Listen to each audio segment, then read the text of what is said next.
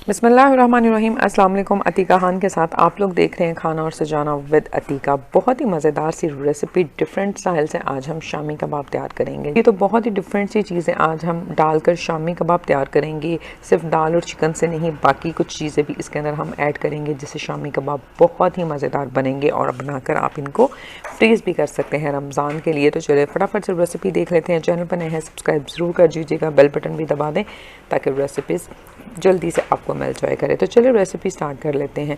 मैंने यहाँ पर 200 ग्राम के करीब बोनलेस चिकन लिया है और इसके अंदर 50 ग्राम के करीब चने की दाल चली जाएगी जिसको मैंने आधा घंटा भिगो कर रखा हुआ था।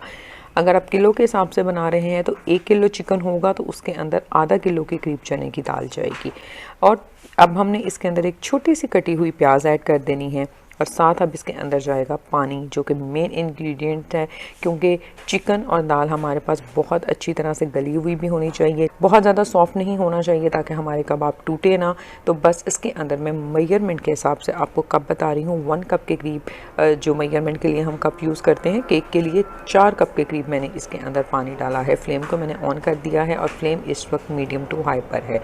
जो मसाले मैं इस वक्त ऐड कर रही हूँ यही मसाले हमने ऐड करने हैं। बाकी इंग्रेडिएंट्स जो बाद में हम इसमें ऐड करेंगे उसके बाद भी आपको मसाले मज़ीद ऐड करने की ज़रूरत नहीं पड़ेगी। हाफ़ टेबल स्पून के करीब नमक जाएगा, हाफ़ टेबल स्पून के करीब लाल सुर्ख मिर्च का पाउडर, हाफ़ टेबल स्पून गरम मसाला पाउडर, हाफ़ टेबल स्पून सूखा धनिया पाउडर, हाफ़ टी स्पून के करीब लहसुन पाउडर, हाफ़ टी स्पून के करीब अदरक का पाउडर। आप चाहें तो लहसुन और अदरक को यहाँ पर कूट कर भी डाल सकते हैं। इसको हम मिक्स कर देंगे अच्छी तरह से और जैसे ही ये बॉयल होना स्टार्ट हो जाएगा फ्लेम को हमने मीडियम करना है और मीडियम फ्लेम के ऊपर तकरीबन 25 से 30 मिनट तक हम इसको अच्छी तरह से कुक कर लेंगे। जी, तो 25 मिनट के बाद ये देखें हमारे पास चिकन और दाल इस पॉइंट के ऊपर गल चुकी है। अब आपने फ्लेम को मज़ीद मीडियम लो या मीडियम के ऊपर नहीं पकाना है। उससे क्या होगा कि आपका जो मिक्सचर है वो बहुत ज़्यादा सॉफ्ट हो जाएगा, अच्छी तरह से घुल जाएगा। जिससे मिक्सचर सॉफ्ट होगा तो आपके कबाब जो हैं वो टूटेंगे। अब इस पॉइंट के ऊपर मैंने फ्लेम को मीडियम टू हाई कर देना है।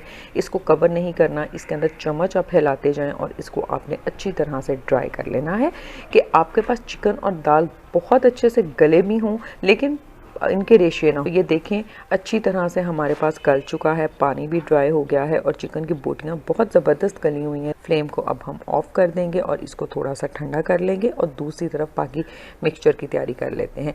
जी, तो जो चीज़ें अब हमने शामी कबाब में ऐड करनी है जिससे कबाब बहुत ही मज़ेदार बनेंगे। यहाँ पर मैंने हाफ़ टेबल स्पून के करीब पैन में ऑयल ऐड किया है। हाफ़ कप के करीब इसके अंदर जूलियन कट गाजरें चली जाएंगी, हाफ़ कप के करीब ही इसके अंदर प्याज जाएगा और हाफ़ कप के करीब ही हम इसके अंदर बंद गोभी ऐड करेंगे। जी, तो इसको हमने सौते कर लेना है। जी, तो अब हमने इस मसाले को मीडियम टू लो फ्लेम के ऊपर हमने इसको सौते भी कर लेना है जिससे हमारी वेजेस जो है वो थोड़ी सी सॉफ्ट हो जाएं और इनके अंदर का जो पानी है वो भी हमने अच्छी तरह से ड्राई कर लेना है। मसाले इस वक्त हमने बिल्कुल ऐड नहीं करने, जितनी क्वान्टिटी मैंने आपको बता दी थी वो बिल्कुल परफेक्ट क्वान्टिटी है।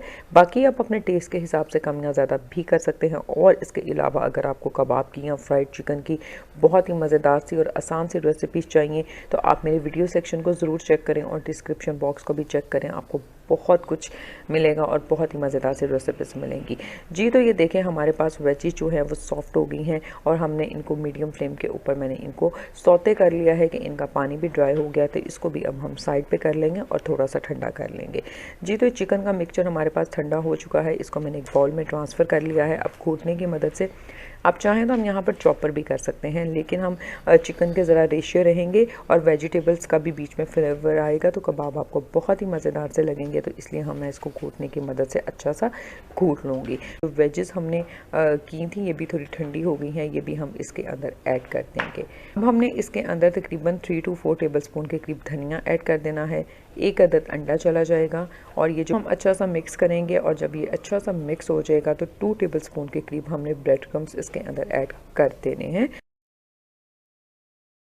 2 table spoon bread crumbs add करने के बाद इसको अच्छा सा मिक्स करें और मिक्स करने के बाद इससे हम कबाब तैयार कर लेंगे। तकरीबन इस मिक्सचर से छोटी शेप के मैंने कबाब तैयार किए थे और मेरे पास तकरीबन 15 से 16 कबाब जो थे वो तैयार हो गए थे। आप इनको तैयार कर फ्रीज़ भी कर सकते हैं। तो ये देखें मैंने अभी इतने ही कबाब फ्राई किए हैं, बाकी बाद में करेंगे। एक अदर अंडा ले लेंगे, उसको हम फेंट लेंगे और कबाब उसके अंदर डिप कर कर, ऑयल हमारे पास गर्म होगा। ऑयल जब गर्म अच्छा सा हो जाएगा तो हम इनको फ्राई कर लेंगे।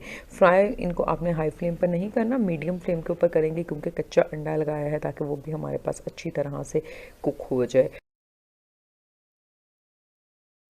और दोनों तरफ से हम इसको अच्छा सा खूबसूरत सा कलर आने तक हम इनको फ्राई कर लेंगे। और माशाल्लाह से बहुत ही मज़ेदार ज़बरदस्त से कबाब जो है, बहुत ही ज़बरदस्त और डिफरेंट सा इनका फ्लेवर आता है। आपने इसको ज़रूर ट्राई करना है, ये हम निकाल लेंगे।